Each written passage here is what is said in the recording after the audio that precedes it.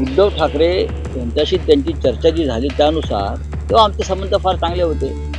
आदित्य ठाकरे यांना मुख्यमंत्री पदावर बसवून मी दिल्लीत जाईन, दिल्लीत अर्थमंत्री होईन, दिल्लीत गृहमंत्री होईन आणि मी प्रधानमंत्री. मी त्यांचं स्वप्न मोठं होतं. इतकं मोठं स्वप्न जेव्हा फडणवीसजी पाहायला लागले तेव्हा मोदी आणि शहांनी त्यातून निर्णय घेतला आणि महाराष्ट्रात त्यांना एकनाथ शिंदे या ज्युनियर नेत्याच्या हाताखाली काम करायला लावलं. अजिबात नाही, हा भूलभुलैया तुमचा आहे, त्या भूलभुलैयात तुम्ही अडकलेल्या.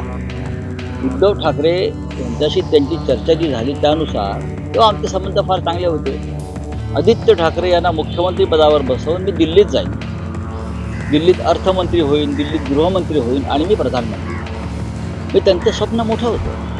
मैंने नहीं कहा है, मुझे सवाल पूछा. आप लोग सवाल पूछते हो तो हम जवाब देते हैं. इंडिया अलायंस किसी भी हालत में 300 पार कर रहा है और उसमें सभी पार्टी के जो हमारे दल के प्रमुख लोग हैं वो डिसाइड करेंगे. जब हमें पूछा गया तो उद्धव ठाकरे ऑप्शन हो के बोले क्यों नहीं हो सकता. महाराष्ट्र के मुख्यमंत्री रह चुके हैं, अच्छा काम किया है, देश में एक अच्छा फेस है, लिबरल फेस है, तो उनके चेहरे को एक्सेप्टेबिलिटी हो सकती है. लेकिन इंडिया अलायंस में और भी चेहरे हैं, एक नहीं और भी चेहरे हैं. अगर देश का नेतृत्व करने की हमको अगर मिलती है, महाराष्ट्र को मौका मिलता है तो इसका स्वागत हम करेंगे ही ना. लेकिन इंडिया अलायंस में कांग्रेस सबसे बड़ी पार्टी है, और भी दल है जो अपने अपने राज्यों में चुनाव लड़ेंगे, उनके भी नेता हैं. तो नेतृत्व कौन करेगा ये अब सवाल नहीं है.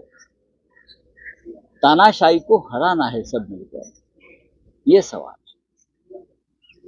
भारतीय जनता पार्टी में तो एक ही चेहरा है ना, और कौन सा चेहरा है क्या. घिसा पिटा वही चेहरा 10 साल से चल रहा है और लोग उनको अब एक्सेप्ट करने नहीं जा रहे. मोदी जी और उनकी पार्टी हारने जा रही है, बुरी तरह से हार रही है. तो इसलिए सवाल है कि इंडिया आघाड़ी का चेहरा कौन. इंडिया आघाड़ी में बहुत से चेहरे हैं, उनमें से एक उद्धव ठाकरे. उद्धव ठाकरे ये कह रहे हैं कि नाना पटोले ने ये कहा था कि आपकी बातों पर ज्यादा ध्यान न दिया जाए. कल तक आप राहुल गांधी के नाम के लिए फिक्स कर रहे थे और अभी आप उद्धव ठाकरे के पास. देखिए, नाना पटोले जी के बात पर ज्यादा ध्यान मत दीजिए. राहुल गांधी के साथ हमारे अच्छे रिश्ते हैं. ये प्राइम मिनिस्टर पद का झगड़ा नहीं है. हम क्या बोलते हैं ये कांग्रेस वाले को समझ में नहीं आ रहा है. राहुल गांधी जी देश के नेता है. अगर राहुल गांधी जी बनना चाहते हैं तो उनका स्वागत है. लेकिन और भी चेहरे इस देश में है, और ममता जी है, अखिलेश है, उद्धव ठाकरे जी है, और बहुत चेहरे हैं ना, खड़गे साहब है. तो किसी का नाम लेना गुनाह है क्या. हमारे पार्टी के नेता का अगर हम नाम लेता है तो क्या उसमें गलत क्या है. इतनी मिर्ची लगने की जरूरत नहीं किसी को. सर, उद्धव ठाकरे जी ने कल धारावी में एक बयान दिया जिसमें उन्होंने कहा कि 2019 में देवेंद्र फडणवीस ने ये कहा था कि वो आदित्य को ग्रूम करेंगे और आने वाले 2.5 साल के बाद वो केंद्र में चले जाएंगे, दिल्ली में चले जाएंगे और मुख्यमंत्री बनाएंगे. देखिए, ये सच्चाई है, ये पूरी तरह से सच्चाई है. देवेंद्र फडणवीस जी जब मुख्यमंत्री बने महाराष्ट्र के, तब उनको ये बड़ा सपना था कि मैं देश का प्रधानमंत्री बनूंगा और मोदी जी की जगह पर जाऊंगा. उनको तो ये भी सपना था कि मैं पहले गृहमंत्री बनूंगा. ये उनका बहुत बड़ा एक, इसीलिए तो उनका काट दिया ना और डिप्टी सीएम बना दिया. मैं प्रधानमंत्री बनूंगा. मेरा कद अब इतना बड़ा है कि मैं योगी जी को भी पीछे हटाकर या मोदी जी को भी पीछे हटाकर मैं प्रधानमंत्री बनूंगा. ये उनके दिमाग में चल रहा था. और उद्धव ठाकरे साहब ने जो कहा है ये सच है.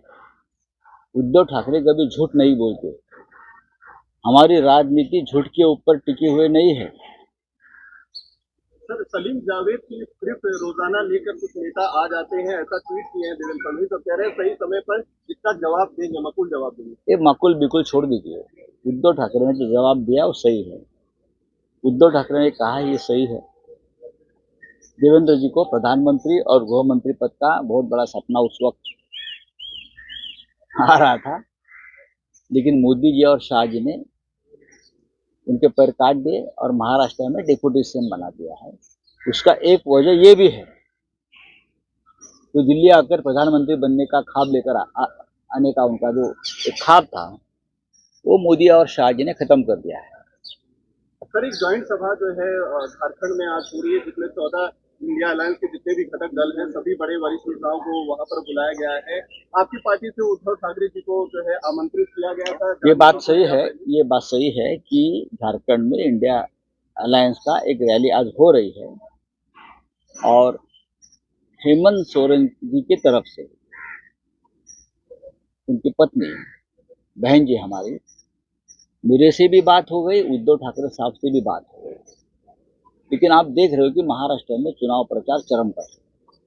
आज भी उद्धव ठाकरे मुंबई से बाहर जा रहे हैं, लेकिन हमने ये सोचा है कि हमारे पार्टी की तरफ से कोई ना कोई वहां पहुंच जाएगा। ये बात सही है। सर, अनिल बोंडे जो राज्यसभा सांसद है बीजेपी के, उन्होंने अमरावती में कहा कि जो टिप्पणी आपने उनके ऊपर कही थी, उसके लिए अगर छत्रपति शिवाजी महाराज होते तो आपकी जबान काट दी जाती, बाला साहब ठाकरे होते तो कान के नीचे बजाते। इस बयान को कैसे देखते? कौन बोंडे?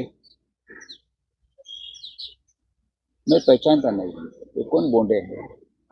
एक बोंडे हमारे पास था, शायद वही हो सकता है जो हमारे पार्टी में हमारे सामने नाक रगड़कर हर चुनाव में सीट मांगता था और हम उनको सीट देते थे। अब वो शायद बीजेपी में होगा, वही होगा, तो मैं उसके ऊपर बात नहीं करूँगा।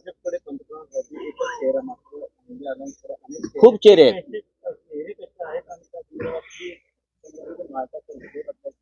बघा, ह्याच्यावरती असं आहे की आम्ही प्रधानमंत्री पदावरती कधीच चर्चा करत नाही आणि करण्याची गरज नाही, पण आमच्याकडे खूप चेहरे आहेत, त्यातला एखादा चेहरा प्रधानमंत्री होईल। आमची इच्छा आहे की राहुल गांधी जी आहेत, त्यांनी नेतृत्व करावं देशात, आम्ही वारंवार सांगत आलो आहे ना। पण राहुल गांधी विरक्त आहेत, ते पक्षाचा प्रचार करतायत, ते इंडिया आघाडीचा प्रचार करतायत, पण त्यांना सत्तेचा लोभ नाही। सर, काल सभा झाली इंटरव्ह्यूला, त्यामध्ये उद्धव ठाकरे असे बोलले होते की देवेंद्र फडणवीस असं वक्तव्य केलं होतं की 2.5 वर्ष आमचे मुख्यमंत्री आहेत आणि 2.5 वर्षातून आधी त्याला मुख्यमंत्री करू। मात्र देवेंद्र फडणवीस आता असं बोलत की मला काही वेळ लागली नाही। प्रत्येक वेडा माणूस हेच सांगतो की मी वेडा नाही, प्रत्येक गुन्हेगार हेच सांगतो की मी गुन्हा केला नाही।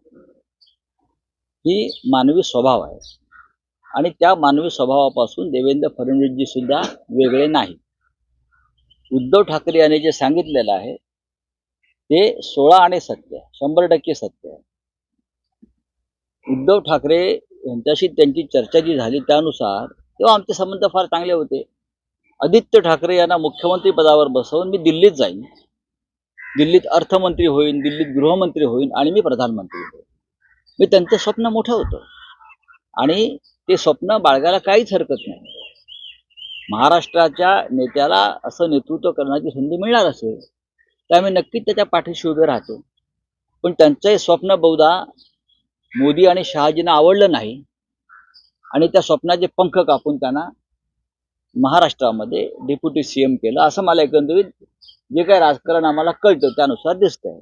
इतकं मोठं स्वप्न जेव्हा फडणवीसजी पाहायला लागले तेव्हा मोदी आणि शहांनी काहीतरी निर्णय घेतला आणि महाराष्ट्रात त्यांना एकनाथ शिंदे या ज्युनियर नेत्याच्या हाताखाली काम करायला लावलं। त्यालाच मोदी शहांची राजनीती म्हणतात। अजिबात नाही, अजिबात नाही। हा भूलभुलैया तुमचा आहे, त्या भूलभुलैयात तुम्ही अडकलेले आहात। चले, थँक्यू।